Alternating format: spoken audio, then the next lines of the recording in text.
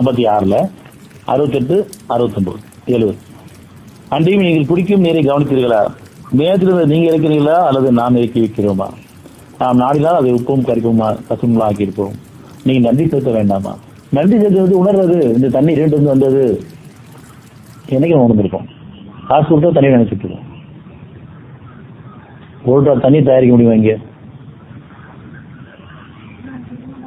தண்ணி இருந்தாலும் குடிக்கிறதுக்கு அருள் வேணுமே. குடிக்கிறதுக்கு அப்படி குடிச்சாலும் அதை விழுங்க வச்சு செமிக்க வச்சு வெளியாடுற அருள் இருந்தால் வெளியாக முடியும்.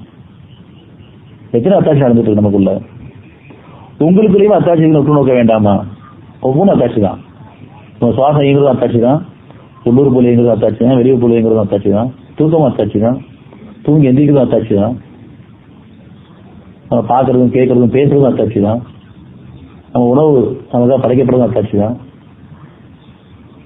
அது சுவையுள்ள உணவை சாப்பிட்றதும் அது விழுங்குறதும் செமிக்கிறதும் கழிவு வெளியேறதும் அத்தாட்சி உள்ளது.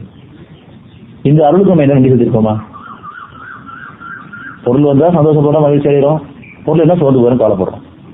நன்றியற்றோம் நம்ம இருக்கிறோம். அருளை கொண்டு வாழ்விக்கப்பட்டிருக்கோம் உணர்ந்திருக்கோமா? போர் போட தண்ணி வந்து நினைக்கிறோம். காசு இருந்தா போர் போட தண்ணி வரும். எத்தனையோ போர் புகையா போயிட்டு இருக்கு. அதுவும் தெரிய வேண்டும். அது செய்தி வரும்போதே நமக்கு இது ஆகாது, இறைவன் வாழ்ந்து பாக்கி இறக்கணும், என் பாவங்கள் மன்னிக்கப்படணும். 67, 30. நீர் கூறும் உங்களின் தண்ணீர் பூமியால் உறிஞ்சப்பட்டு விட்டால் அப்பொழுது ஓடும் நீரை உங்களுக்கு கொண்டு வருவன் யார் என்பதை கவனிச்சீங்களா? கொஞ்சமா கவனிச்சீங்களா? தண்ணி இல்லாம போன நேரம் என்ன ஆகுது? கொஞ்சமா பயந்தீங்களா? இருந்து குடிக்க முடியாம போன என்ன ஆகுது? குடிச்சது வெளியாகாம போன என்ன ஆகுது? இல்ல கஷ்டப்படாதவங்களா, செய்தி கேட்காதவங்களா, பார்க்காதவங்களா? நம்ம கண்ணுக்கு பாடி இந்த செய்தி காட்சி காண்கிறதுக்கும் காதல செய்தி கேட்கறதுக்கும் நமக்கு ஒரு எச்சரிக்கை தானே.